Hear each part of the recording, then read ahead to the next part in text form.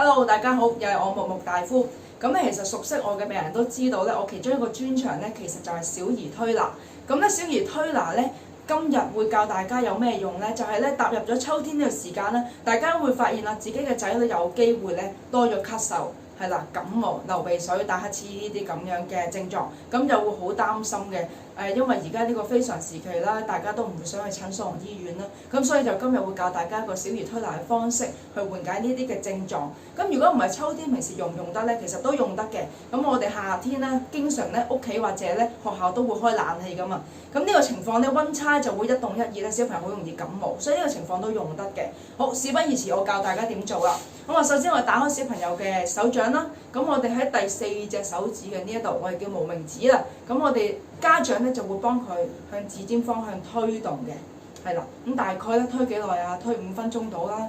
咁啊，早晚推1次。咁基本上咧，慢慢小朋友嘅症狀咧就會緩解㗎啦。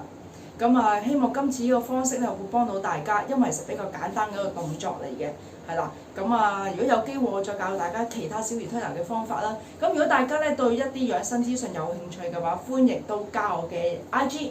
咁咧，另外都可以訂閱下我木木大夫呢個頻道，同埋可以撳一個小鈴鐺啦。咁啊，可以收到我最新嘅資訊㗎啦。好，咁我哋今集就嚟到呢度，下集再見，拜拜。